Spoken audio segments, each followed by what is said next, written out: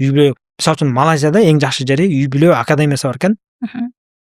Балдар, кыздар жаш куракка жеткенде, алар ошол үй бүлө курсуна барат экен дагы.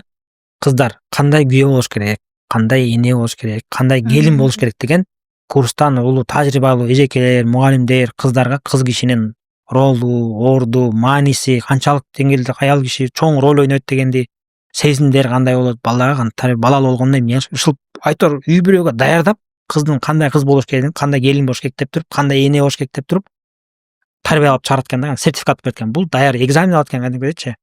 Эркектер болсок, кандай күйөө болуш керек, кандай ата болуш керек, кандай күйөө бала болуш керек, үйдүн жоопкерчиликтүү кандай эркек болуш керек деп туруп аларга аны үйрөтөт экен устаздар, отуруп алып, мугалимдери, агайлары жашоодо мындай, тигиндей деп аял кишиге теңелбе, айтышпа, мисалы үчүн да.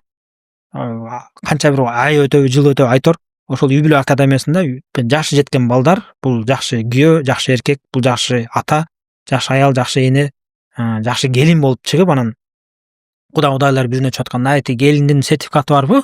Окуду беле? Диплому бар мына. Тиги күйөө балаң, ошондой үйлөнүшүп, анан үй бүлө курганга даяр, бала тарбиялаганга даяр болуп чыгат экен да.